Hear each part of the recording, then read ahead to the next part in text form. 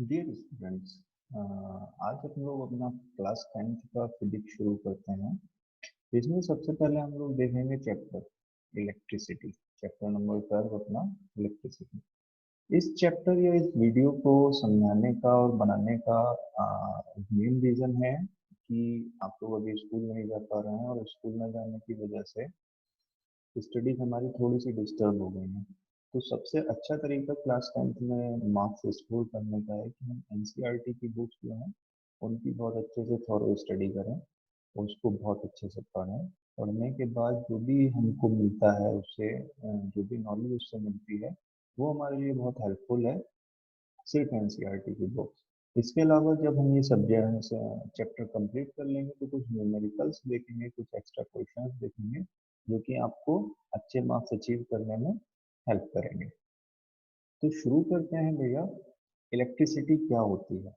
जैसा कि आप सारे लोग जानते हो, इलेक्ट्रिसिटी आजकल की मॉडर्न सोसाइटी में बहुत इंपॉर्टेंट रोल प्ले करती है। एक फॉर्म ऑफ एनर्जी होती है जिसको आप इलेक्ट्रिकल एनर्जी बोलते हो।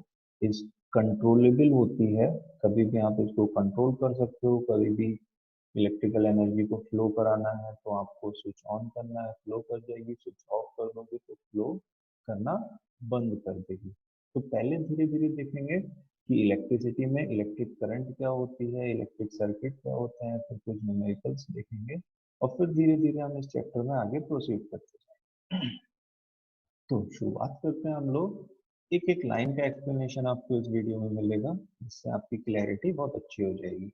तो electricity has an important place in the modern society. It is a controllable and convenient form of energy for a variety of uses in homes, schools, hospitals, industries, and so on. What constitutes electricity?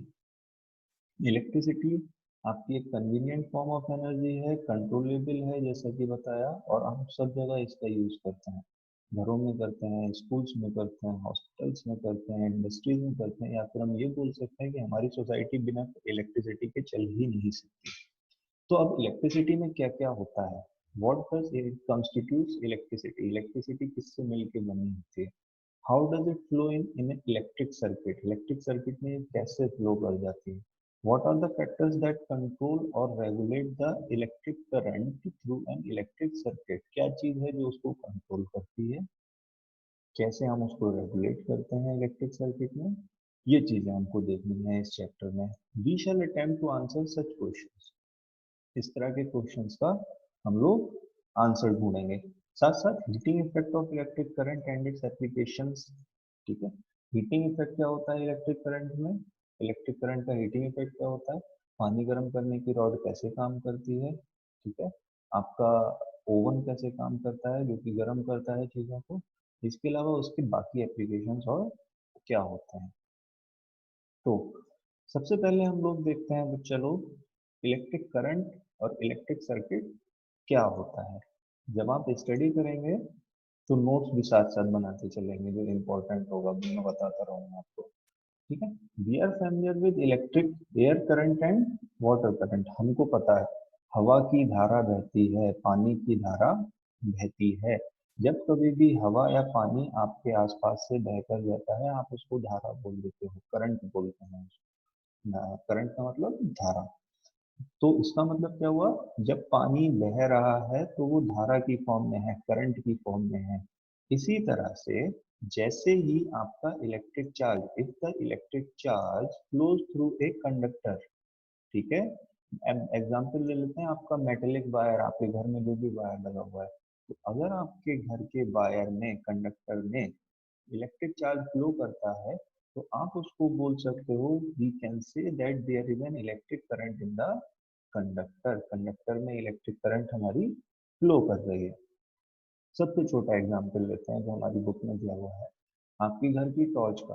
घर की torch जो होती है हमारी, जो पहले use करते थे हम लोग, उस टॉर्च में आप बैटरी डालते थे, सेल्स डालते थे। अगर उन सेल्स को हम प्रॉपर ऑर्डर में प्लेस करते हैं और स्विच को ऑन कर देते हैं, जैसे ही स्विच ऑन करते हैं हमारा बल्ब जो था टॉर्च के आगे का वो जलना शुरू हो जाता है। स्विच को ऑफ करते हैं, बल्ब जलना हमारा बंद हो जाता है।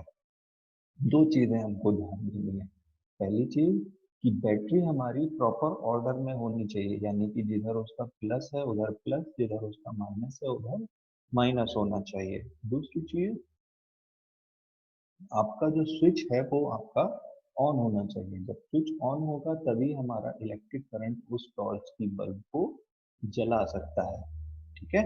तो हमने देखा, हमने अभी आपको बताया flow of charges of an electric current through the torch bulb to glow. अगर हम टॉर्च में बैटरीज लगा देंगे प्रॉपर ऑर्डर में और स्विच को ऑन कर देंगे तो वो टॉर्च का बल्ब जो है वो ग्लो करने लगेगा। ठीक है। We have seen that the torch glows light only when its switch is on, जब उसका स्विच ऑन होगा। अब स्विच ऑन होने का मतलब क्या है? स्विच ऑन होने का मतलब है, सिंपल सा आप सोचो, आपके घर का जिस बाथरूम में आप नहाते हो उस बाथरूम का पानी का नल है। नल को जब आप ऑन करते हो घुमाकर तो पानी की धारा बहना शुरू हो जाती है। जब हम उसको ऑफ करते हैं तो पानी की धारा बहना बंद हो जाती है। सेम हमारा स्विच करता है इलेक्ट्रिक सर्किट में। स्विच क्या करता है, हमारे सेल को और हमारे बल्ब को, ये हमारा सेल हो गया, ये हमारा बल्ब हो गया, हमारे सेल को और हमारे बल्ब को बीच में एक ऐसा रास्ता बना देता है जिसको हम बोलते हैं कंडक्टिंग पाथ। क्या बोलते हैं? कंडक्टिंग पाथ बना देता है, जो कि उसमें इलेक्ट्रिक करंट फ्लो कराने में हमारी हेल्प करता है। तो स्विच मेक्स एक कंडक्टिंग लिंक और path between cell and the bulb. Cell और बल्ब के बीच में कंडक्टिंग लिंक बना देता है जिसकी वजह से उसमें करंट फ्लो करने लगती है। एक continuous and close path of an electric current is called an electric circuit. ठीक है। तो इलेक्ट्रिक सर्किट की आपको डेफिनेशन बहुत अच्छे से नोट करनी है, मैं रेड मार्क कर देता हूँ इसको, आपको ये याद रखना है। A continuous and closed path of an electric current is called an electric circuit. ठीक है। एक continuous and close path of an electric current is called an electric circuit, यानी कि कॉन्टिन्यूस होना चाहिए और क्लोज होना चाहिए इलेक्ट्रिक करंट का पाथ, तभी वो कहलाएगा आपका इलेक्ट्रिक सर्किट। अगर हम उस सर्किट को ब्रेक कर देंगे, यानी कि उसका डिसकॉन्टिन्यूस कर देंगे, तार को बीच में से तोड़ देंगे, तो करंट उस वाले सर्किट में फ्लो नहीं होगी। तो स्विच का आपका सिर्फ एक काम है, वो काम क्या है? सर्किट को क्लोज करना। ठीक है। क्लोज करने से हमारा एक कॉन्टिन्यूअस पाथ वहां पर बन जाता है। Now if the circuit is broken, if the circuit is broken anywhere or switch of the torch is turned off, या तो सर्किट को आप ब्रेक कर दीजिए, तार को तोड़ दीजिए, या फिर स्विच को आप ऑफ कर दीजिए, the current stop flowing and the bulb does not do. तो सर्किट में करंट फ्लो हमारी नहीं करेगी। ठीक है। अब हम how do we express electric current, electric current को हम कैसे एक्सप्रेस करते हैं? देखो, जब हम बोलते हैं पानी बहुत तेज बह रहा है, तो पानी बहुत तेज बहने का मतलब है कि अमाउंट ऑफ वाटर, यानी कि पानी का जो अमाउंट है वो बहुत तेजी से फ्लो कर रहा है। ठीक है। पानी धीरे धीरे बह रहा है, यानी कि पानी जब धीरे बहता है तो बाल्टी हमारी जो है जिससे हम नहाते हैं वो देर से भरती है। तो इसका मतलब है पानी कम आ रहा है और समय के साथ पानी का जो बहाव है, जो अमाउंट है वो कम आपके नल में से आ रहा है। सेम चीज यहाँ पर होती है, जितना ज्यादा अमाउंट ऑफ चार्ज फ्लो करेगा उतनी ही ज्यादा करंट होगी, जितना कम अमाउंट ऑफ चार्ज फ्लो करेगा उतनी ही इलेक्ट्रिक करंट हमारी कम होगी। तो इस तरह से हम एक्सप्रेस करते हैं अपने इलेक्ट्रिक करंट को, यानी कि इलेक्ट्रिक करंट डिपेंड कर रही है the amount of charge, amount of charge flowing in unit time. ठीक है। Amount of charge flowing in unit time, किसी भी टाइम पर कितना अमाउंट ऑफ चार्ज फ्लो कर रहा है किसी भी कंडक्टर में से, वो कहलाएगा उस वाले टाइम पर इलेक्ट्रिक करंट। ठीक है। तो electric current is expressed by the amount of charge flowing through a particular area in unit time. Electric current is expressed by the amount of charge flowing through a particular particular area in unit time. ये definition भी आपको as it is ऐसे ही याद करनी है, ठीक है। तो इलेक्ट्रिक करंट क्या हो गई, amount of charge flowing through a particular area. Area का मतलब यहाँ पर कंडक्टर से है, पर्टिकुलर एरिया या particular conductor in unit time, किसी भी टाइम पर कितना चार्ज आपका फ्लो कर रहा है। दूसरे शब्दों में अगर इसको बोलें, it is rate of flow of electric charge. It is rate of flow of electric charge का मतलब हो गया बच्चा, करंट को हम रिप्रेजेंट करते हैं स्मॉल आई से या फिर कैपिटल आई से। Capital I is equal to Q amount of charge divided by T, ठीक है। Rate of flow of charge I is equal to Q upon T. किसी भी सर्किट में कितना चार्ज फ्लो कर रहा है किसी भी पर्टिकुलर टाइम पर, तो आपको पता चल जाएगा इस फॉर्मूले से करंट, ठीक है। जिस भी चीज को हमने ब्लू रेड किया हुआ है वो सारे के सारे आपके लिए इंपॉर्टेंट पॉइंट्स हैं और उनको आपने याद करना है बहुत अच्छे से, ठीक है बच्चा। In circuits using metallic wire, in circuits using metallic wires, electron constitutes the flow of charge, ठीक है। अगर हम इलेक्ट्रिक सर्किट की बात करें जो कि आपके मेटेलिक वायर से बने होते हैं, कॉपर हो गया, एल्यूमिनियम हो गया, ठीक है, इन सब में आपका जो इलेक्ट्रॉन होता है वो फ्लो ऑफ चार्ज के रूप में कंसीडर किया जाता है। या फिर हम बोल सकते हैं कि हमारे घरों में जो इलेक्ट्रिसिटी फ्लो कर रही है वो फ्लो ऑफ इलेक्ट्रॉन्स की वजह से हो रही है, उन वायर्स में इलेक्ट्रॉन्स फ्लो करते हैं, ठीक है। However, electrons were not known at the time when the phenomena of electricity was first observed. जब सबसे पहले हमने इलेक्ट्रिसिटी को खोजा था, ठीक है, तो उस टाइम पर इलेक्ट्रॉन के बारे में कोई नहीं जानता था, तो उन्होंने एक जनरल टर्म दे दिया था इलेक्ट्रिक चार्ज, ठीक है। पानी बह रहा था तो पानी की धारा बोल दिया, चार्ज बह रहा था तो चार्ज की धारा बोल दिया, यानी कि इलेक्ट्रिसिटी बोल दी, ठीक है। तो बाद में हमको पता चला कि जो करंट फ्लो करती है वो एक्चुअली इलेक्ट्रॉन्स के फ्लो करने की वजह से चलती है, ठीक है। So electric current was considered to be flow of positive charges. Electric current को हम ये कंसीडर करते हैं कि वो हमारा फ्लो है पॉजिटिव चार्जेस का। ये हम यहाँ पर हैं। However, electrons were not known, so electric current was considered to be the flow of positive charges. Electric current आपकी positive charges का flow है and the direction of flow of positive charges were taken to be the direction of electric current. ठीक है, तो कहने का मतलब ये है कि इन्होंने ये मान लिया कि जो इलेक्ट्रिसिटी फ्लो कर रही है उस टाइम पर ही मान लिया था जब इलेक्ट्रॉन पता ही नहीं था, उन्होंने ये मान लिया कि जो करंट फ्लो कर रही है वो पॉजिटिव चार्ज की डायरेक्शन में, पॉजिटिव चार्ज की वजह से फ्लो करती है। और पॉजिटिव चार्ज इस डायरेक्शन में फ्लो करेंगे, यानी कि इधर से इधर जाएंगे, तो पॉजिटिव चार्ज अगर आपके राइट से लेफ्ट जा रहा है तो इलेक्ट्रिक करंट की डायरेक्शन भी आपकी राइट से लेफ्ट हो जाएगी, ठीक है। अगर पॉजिटिव चार्ज आपका लेफ्ट से राइट जा रहा है तो करंट की डायरेक्शन भी आपकी लेफ्ट से राइट हो जाएगी। लेकिन समस्या क्या आ गई, समस्या ये आ गई कि इलेक्ट्रॉन के पास होता है नेगेटिव चार्ज। तो जब इलेक्ट्रॉन के पास नेगेटिव चार्ज होता है तो कन्वेंशन हमारा ये हो गया कि अगर इलेक्ट्रॉन आपका राइट से लेफ्ट फ्लो कर रहा है तो करंट होगी आपकी लेफ्ट से राइट, यानी कि करंट की डायरेक्शन हमेशा इलेक्ट्रॉन्स के फ्लो की डायरेक्शन के अपोजिट होती है। बात समझ में आई, क्या होती है, करंट की डायरेक्शन हमेशा इलेक्ट्रॉन्स के फ्लो की डायरेक्शन के अपोजिट होती है।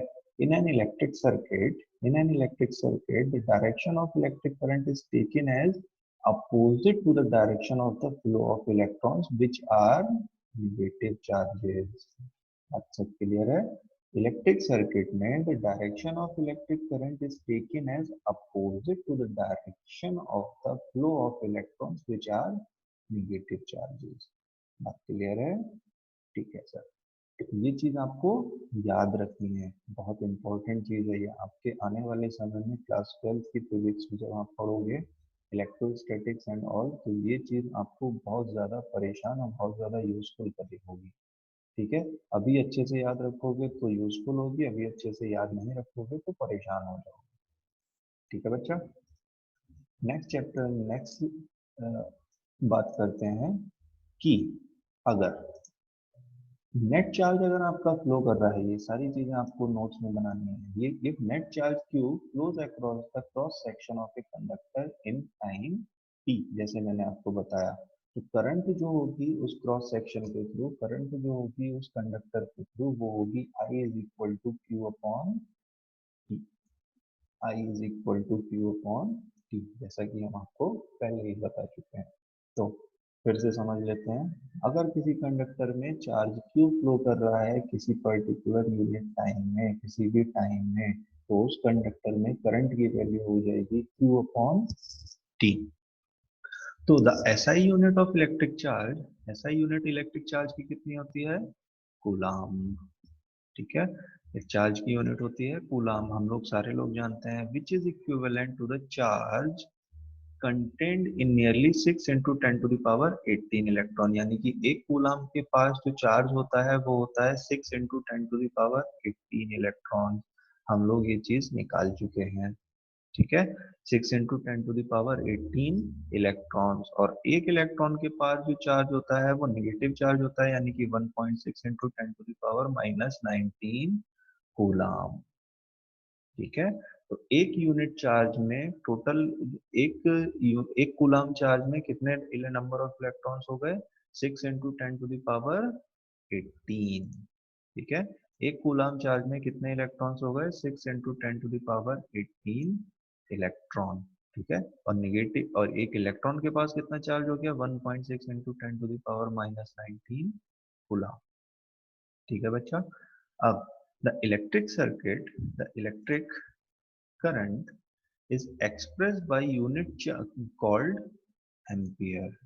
इलेक्ट्रिक करंट जो आपकी करंट है उसकी यूनिट होती है आपकी एम्पियर। ठीक है, ये जो एम्पियर आपका वर्ड मिला, ये एम्पियर वर्ड मिला आपका French scientist Andre Marie ampere.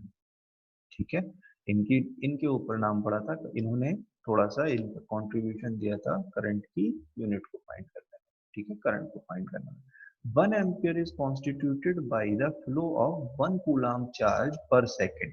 अगर हम 1 एम्पियर की डेफिनेशन पता करें आपके पास, तो आई की वैल्यू 1 करने का सबसे अच्छा तरीका ये है, क्यू की वैल्यू 1 कर दीजिए और टी की वैल्यू भी 1 कर दीजिए। यानी कि अगर एक कूलाम चार्ज को आप 1 सेकंड में किसी कंडक्टर में फ्लो करा देते हो, यानी कि 1 सेकंड में एक कूलाम चार्ज आप फ्लो करा देते हो, तो आपकी उस कंडक्टर में करंट हो जाएगी आई, यानी कि 1 एम्पियर। तो 1 ampere is equal to 1 coulomb in 1 second. 1 second में कितना फ्लो करेगा? 1 कूलाम चार्ज। तो आपकी करंट होगी 1 एम्पियर। अगर हम करंट की 1 एम्पियर से भी छोटी यूनिट अगर हम देखना चाहें, तो जैसे हमारा मिलीमीटर होता है वैसे ही हमारा होता है मिली एम्पियर, 1 MA से रिप्रेजेंट करते हैं, और इसकी वैल्यू होती है 10 to the power minus 3 ampere या फिर माइक्रो एम्पियर। इसको म्यू से रिप्रेजेंट करते हैं बच्चा, ये सिंबल आपका कहलाता है mu, 1 mu A, 10 to the power minus 6 ampere कहलाता है। An instrument called ammeter measures the electric current in a circuit। अब करंट फ्लो कर रही है, करंट की यूनिट पता कर ली, करंट का अमाउंट पता करना है हमको भाई। तो अमाउंट पता करने के लिए हमको उसको मेजर तो करना पड़ेगा। आपकी अब गेहूं की बोरी कितनी भारी है उसके लिए तोलते हो ना, तो किसी सर्किट में कितनी करंट फ्लो कर रही है उसके लिए हमको एक तराजू बनाना पड़ेगा, एक इंस्ट्रूमेंट बनाना पड़ेगा, और उस इंस्ट्रूमेंट का नाम होता है एमीटर। एमीटर आपका एक ऐसा इंस्ट्रूमेंट होता है जो कि इलेक्ट्रिक करंट को मेजर करता है इलेक्ट्रिक सर्किट में। किसी भी इलेक्ट्रिक सर्किट में जो करंट फ्लो कर रही है उसको मेजर करने के लिए हम यूज करते हैं अपने एमीटर का। ठीक है बच्चा, आगे बढ़ते हैं थोड़ा सा। इट इज ऑलवेज, अब जो एमीटर होता है, ammeter is always connected in series in series in a circuit through which the current is to be measured. Series और पैरेलल हम लोग पढ़ चुके हैं, ठीक है, वरना अभी हम समझा देते हैं। ये है आपका एमीटर, ये एमीटर का सिंबल होता है, इस तरह से हम लोग एमीटर को रिप्रेजेंट करते हैं। ठीक है, ये आपके इलेक्ट्रिक बल्ब का सिंबल होता है, ये आपका स्विच का सिंबल है जिसको आप की बोलते हो, और ये हमारी सेल का सिंबल है। ठीक है, ये आप सिंपल सी अपनी टॉर्च समझ सकते हैं। टॉर्च का एक सर्किट डायग्राम है। ये आपके सेल हो गए, ये आपके उस स्विच का टॉर्च का स्विच हो गया, ये आपके टॉर्च का बल्ब हो गया। जैसे ही आप इस बल्ब को प्रेस करोगे, अभी हम मान लेते हैं कि एमीटर हमारा इस सर्किट में लगा हुआ ही नहीं, तो जैसे ही हम इस स्विच को प्रेस करेंगे, हमारी जो करंट फ्लो करेगी बच्चा, वो करंट हमेशा पॉजिटिव टर्मिनल से ऐसे करके चलती है। बैटरी के पॉजिटिव टर्मिनल से निकलेगी, ऐसे जाएगी, ऐसे जाएगी और फिर आ जाएगी ऐसे, यानी कि पॉजिटिव से चलना शुरू करेगी और पूरे सर्किट में घूमकर आ जाएगी नेगेटिव में, और आपका बल्ब चलना कर देगा ग्लो। बल्ब हो जाएगा ग्लो। जैसे ही आप इस स्विच को दोबारा से प्रेस करोगे, यानी कि इसको ऑफ करोगे, करंट फ्लो करना आपका बंद कर जाएगा, क्योंकि यहां से सर्किट आपने कर दिया ब्रेक। ठीक है, तो स्विच आपका एक कंडक्टिंग लिंक बनाता है जो कि करंट फ्लो कराने में आसानी करता है। ठीक है, अब हमको पता करना है कि बच्चा इस वाले सर्किट में कितनी करंट हमारी फ्लो कर रही है। तो करंट फ्लो करने के लिए अभी हमने बताया हमको जरूरत पड़ती है अपने एमीटर की। यही एक महाराज होते हैं जो कि करंट को मेजर कर सकते हैं बहुत आसानी से। हम और आप हाथ से पकड़ के करंट को मेजर नहीं कर सकते। तो जब ये ऐसा करते हैं तो ये कैसे कर लेते हैं? इनको करने के लिए हमने एक बात बोली कि आपको इसको किसमें कनेक्टेड करना है? सीरीज में। ठीक है, तो सीरीज का मतलब ये होता है कि जो भी करंट का रास्ता है, जितनी करंट आपकी इस बल्ब में फ्लो कर रही है, उतनी ही करंट आपकी इसके साथ फ्लो करनी चाहिए, यानी कि इसको उसी वाले रास्ते में ऐसे ही लगा दो। ठीक है, तो ये बन जाएगा सीरीज, यानी कि सेम रोड पर आपने इसको भी बिठा दिया। अगर ये रास्ता है, ये आप हो जो बाइक से जा रहे हो, तो उसी के बीच में हमने ये एमीटर नाम का एक स्पीड ब्रेकर लगा दिया। ठीक है, तो जब आप बाइक से अपने घूमते हुए आओगे और इधर से जाओगे, तो ये स्पीड ब्रेकर आपको ब्रेक लगाने के लिए मजबूर करेगा। तो ये क्या हो गया, उस रास्ते में सीरीज में हो गया। ठीक है, जितनी करंट हमारी इस सर्किट में फ्लो कर रही थी, अगर उतनी ही करंट हमारी इस एमीटर में फ्लो करेगी, तो एमीटर कहलाएगा इस सर्किट में सीरीज कनेक्शन में है। बात सिंपल सी है, जितनी करंट टोटल सर्किट में फ्लो करेगी, उतनी ही करंट हमारी एमीटर में फ्लो करनी चाहिए, तो हमारा एमीटर कहलाएगा सर्किट के साथ सीरीज में जुड़ा हुआ है। ठीक है, अब इस वाले सर्किट की बात करते हैं। ये सर्किट में आपको एक सिंपल सा भी बता चुका, ये बल्ब है आपका, ये आपका सेल है, ये आपकी की है, जिसको हम लोग स्विच बोलते हैं, प्लग की भी बोल सकते हो। और साथ में हमने लगाया हुआ है एक एमीटर। अब एमीटर हमने अभी समझा दिया आपको, सीरीज में लगा हुआ है। ठीक है, तो electric current flows in the circuit from the positive terminal of the cell to the negative terminal of the cell through bulb and the ammeter. ठीक है, पॉजिटिव टर्मिनल से चलना शुरू करती है और निगेटिव टर्मिनल तक आती है, और ऐसे ही पूरा का पूरा सर्किट अपना कंप्लीट कर लेती है। पॉजिटिव से चलेगी, नेगेटिव पे खत्म होगी, पॉजिटिव से चलेगी, नेगेटिव पे खत्म हो जाएगी। ऐसे करंट फ्लो करती है लगातार। अब एक न्यूमेरिकल देखते हैं, एक छोटा सा। सबसे पहले इस न्यूमेरिकल की कहानी क्या है? न्यूमेरिकल क्या बोल रहा है? एक current is A current of 0.5 ampere is drawn by a filament of a bulb, electric bulb for 10 minutes. ठीक है, find the amount of electric charge that flows through the circuit.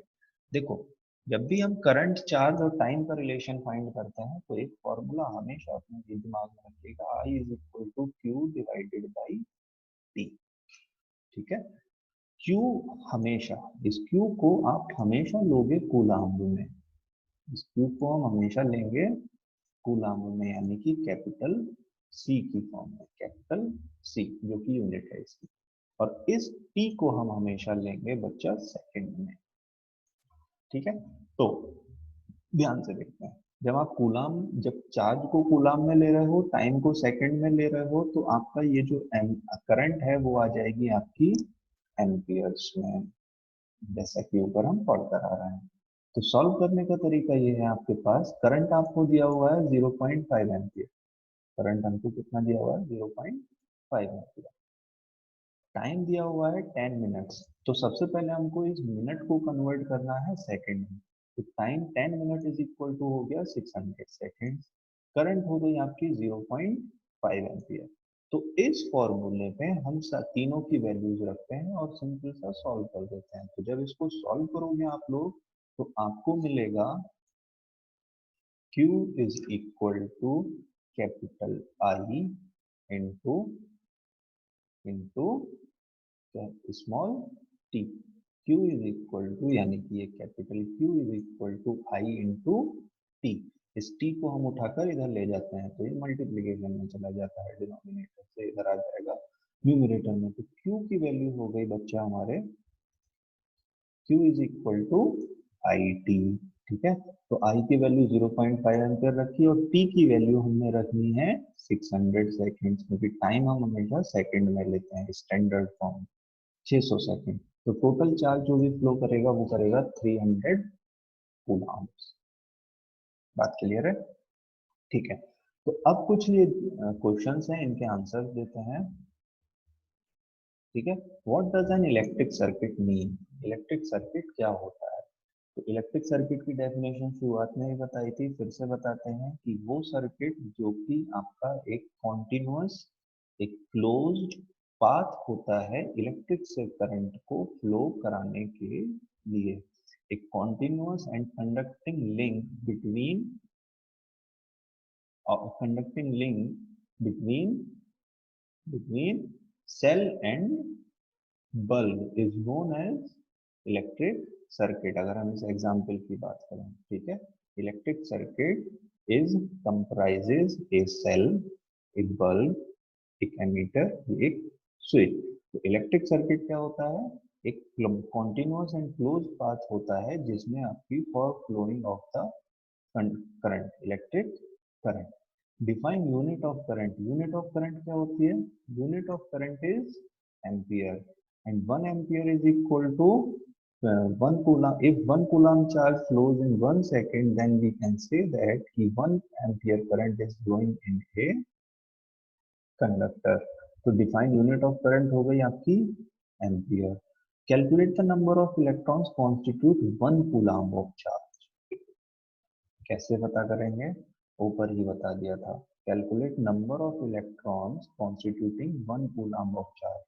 ठीक है, इसको सॉल्व कर देते हैं। यहाँ पर आपसे पूछा गया है नंबर ऑफ इलेक्ट्रॉन्स, तो Q इज इक्वल टू होता है, Q इज इक्वल टू होता है capital Q is equal to N into N यानी कि नंबर, ठीक है, नंबर इंटू इलेक्ट्रॉन्स। इलेक्ट्रॉन्स का चार्ज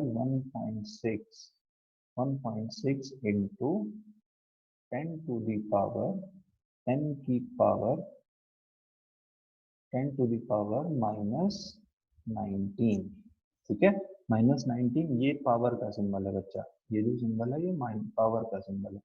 तो Q is equal to N into e. E का मतलब होता है 1.6 इंटू 10 टू दी पावर -19। तो हमसे ये पूछा गया है नंबर ऑफ इलेक्ट्रॉन्स एक कूलाम चार्ज में कितना होता है। तो कूलाम का मतलब हो गया 1, यानी कि Q तो हो गया हमारा 1। तो 1 is equal to N into 1.6 into 10 to the power -19।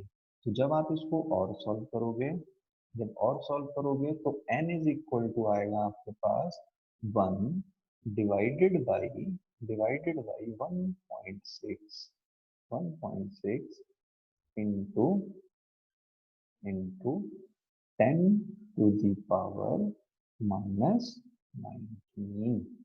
ठीक है, तो जब आप इसको सॉल्व करोगे, अपना दिमाग लगाइए और सॉल्व करिए। तो जब आप इसको सॉल्व करेंगे तो आपको मिलेगा approximate value 6 into into 10 to the power 18 electrons. ठीक है, तो 6 into 10 to the power 18 electrons हमारे लगभग होंगे एक कूलाम चार्ज में। एक कूलाम चार्ज में 6 into 10 to the power 18 electrons होते हैं, तब जाकर एक कूलाम चार्ज बनता है। तो आज का वीडियो इतना ही। फिर नेक्स्ट क्लास वीडियो में हम लोग देखेंगे बच्चा इसके आगे की बातें। इसके आगे की बातें जैसे हम आपको थोड़ा सा ब्रीफ कर दें कि इलेक्ट्रिक पोटेंशियल क्या होता है, पोटेंशियल डिफरेंस क्या होता है, इसके अलावा हम आपसे ये उम्मीद करेंगे कि आप इस वीडियो के बारे में पढ़ें। कोई भी दिक्कत है तो आप मेरे को यूट्यूब पर पूछ सकते हैं क्वेश्चन में कमेंट्स करके। इस चैनल को सब्सक्राइब करिए, आपका पूरा क्लास 10th का फिजिक्स आपको मैं ऐसे ही समझा दूंगा। और इस हर एक चैप्टर के बाद हम लोग कुछ न्यूमेरिकल्स भी सॉल्व करेंगे जो कि आपकी स्टडीज के लिए बहुत हेल्पफुल होंगे। और जैसे ही चैप्टर खत्म होगा आपको एक नोट्स भी प्रोवाइड करा दिए जाएंगे जिससे आपको पढ़ाई में आसानी हो। Thank you.